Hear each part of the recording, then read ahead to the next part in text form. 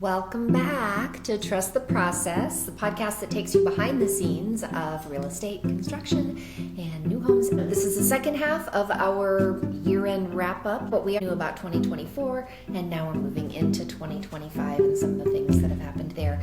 In our 2024 episode, we talked a little bit more on a national scale, bringing it back home to the Vegas market now, though we have listeners who are in other areas. In this particular episode, we're going to talk specifically about the Vegas market and how some of those national trends from 2024 have carried over into what we imagine will happen over the next 12 months. Exactly. I think we can use Las Vegas as a microcosm for a lot of growing Sunbelt cities, because although the exact numbers might be different, the trends are largely the same. Then, as we mentioned in our last episode, there are national factors that do kind of mold our market.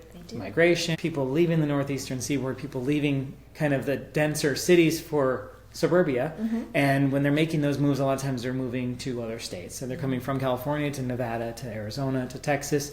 They're going from New York to North Carolina to Georgia to Atlanta Metro, and then a lot of the metropolitan suburban areas in Florida. Those markets are Las Vegas, and the numbers are going to be very different, but the trends are there, and the factors that affect those trends are there. So last episode we talked about stubbornly high rates. As I look forward into 2025, I see sixes again. I don't foresee substantial drops in the 30-year fixed mortgage rate. That'll be enough to really move the needle on affordability and where we could call ourselves being in a low-rate environment.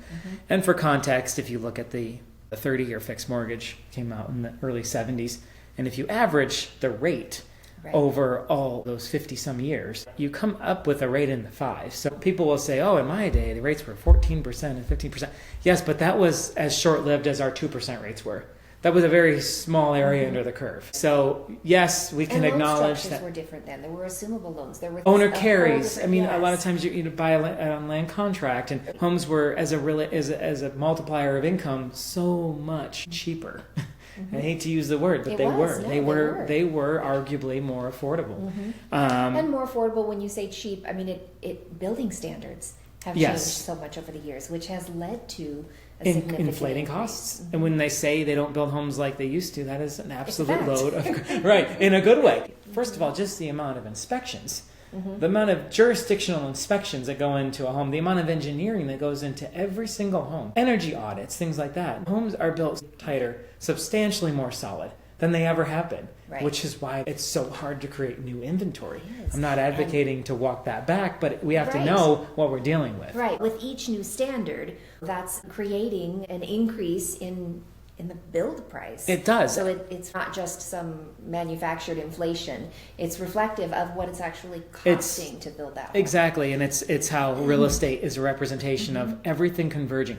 Financial markets when it comes to mortgage rates, public policy when it comes to building codes, energy standards, zoning, the cost of water tapping fees when you're in a desert climate and in a drought. There's a lot of things that play into this, and then the labor market in terms of who's going to build your homes, but then who's buying your homes. So it's everything converging, and then you also have functionality and design tastes and standards that change throughout the years. So not only is some of the inventory in the wrong location, but if it's in the right location, it might be wildly dated, and it might not be something that's palatable to the mass market.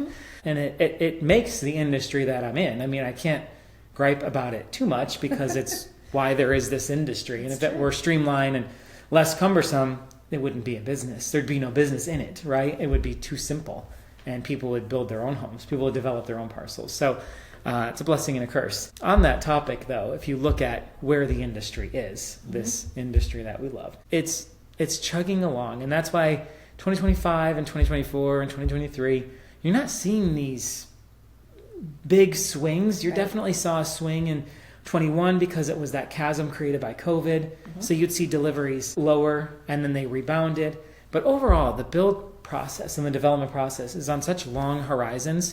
A lot of those things kind of iron out. I mean, these little temporary blips, now we're in a period of sustained elevated rates. It's still on a long enough horizon that buyers can absorb in their mind that rates are higher. They absorb what $500,000 gets them. In my days as a broker, I would see people who waited too long, and then the market 6 months later was a wildly different market. But we're talking over a horizon of 6 months. It's still half a year. That's still a pretty long time. The other day we had a conversation about how one of the best parts of this last year when rates did spike a little, because people get that fear, oh my gosh, am I going to miss it? I really should buy now. They're all watching it thinking, well, it could fall, when they realize it's not, and that's when the market actually started to pick up. It gave a great burst for the for the real estate market as a whole. 100%. And what we saw was a paradoxical situation where rates started to drop, and there was a little brief sliver of light in, I want to say, the summer of 2024, where it looked like we might see rates that start with a 5. They might be 5.99999, but we thought for the first time since 2022, we might see rates that start with a 5. And maybe one person got lucky and bought a point, got to 5.75, but there's not a big cache of people that had 5 rates, and even 5.999. Most people are still well into the 6s. So buyers were waiting as rates were coming off of the 7s and going into that little sliver of light. We saw sales drop tremendously. We saw new home traffic drop tremendously. We saw just general wait and see. Then as rates obviously rebounded and came back, we saw a spike in activity that ran. The other day they were playing chicken with it. They were playing chicken. Exactly what it was. They're playing chicken with the mortgage rate market and the real estate market to an extent. They're looking at these homes. They're passing, thinking, oh well, I'll have forever. I can get that house whenever. It's been on the market for 86 days, and then rates go up and your inventory shrinks. So buyer psychology is really important in the real estate market, and then also in new home construction as well. Because really what we do in new home construction has to be informed by what's happening in the resale market. We're building homes, and there are plenty of homes out there. Now they're not available. People live in them, but or they're holding on to them for whatever reason. But at the end of the day, we have to be informed by what's happening in the existing home market. Springboarding into Las Vegas and other Sunbelt areas, we're seeing finished about 11,500 homes in 2024. And we expect to finish around that same number in 2025, just based off of what permits are pulled right now. And trends, there's about 9,000 ready to develop lots, and that's just something that could be developed within the next 6 to 9 months. So there is the lot inventory in Las Vegas. Now again, most of that's held by those Fortune 500 home builders and publicly traded home builders. Those aren't lots. You can't go buy 9,000 lots in Las Vegas. I would say it's probably 400 lots, and they're all luxury lots for the most part that you could actually buy in Las Vegas. But there's the lots that are developed. That's not even counting the infrastructure and the work that's going to be happening in the next 3 or 4 quarters that will deliver more ready-to-go lots. So assuming that builders will build on all 9,400 plus additional lots being brought to market, it stands to reason that we'll probably see around the same number of homes delivered, single-family homes. Give or take 10%. I think will be probably not less than 10 and not more than 12,000 tops being completed in single family. Now, when we go into multifamily, we see around 4,000 to 4,500 doors being completed. So just some quick math, that's around 15,000 doors. Las Vegas grew by 26,000 households last year. If we see that same growth, and the projections are we're actually significantly overperforming norms in Las Vegas, and I would imagine many Sunbelt cities are in the same boat. We're overperforming, so I have no reason to believe that in 25 we're not going to see the same household creation. That's new inbound migration, that's household formation of just your kids grow up and they get married and they do their thing. And that also accounts for people that either die and households that are lost, or people that move out of state, households that are lost. So that's a net increase of well over 20,000. Those numbers and how they match up, there is such a void. Huge disparity. Huge. How do we close that, or do we close? The problem is the housing market is not elastic. There's nowhere to go. You can't just snap your fingers and make 4,000. Quick math, it's between 4,000 to 7,000 doors short every year. That's building up. The estimates are we're around 20% underbuilt every year, which is a really bad deficit, to overcome.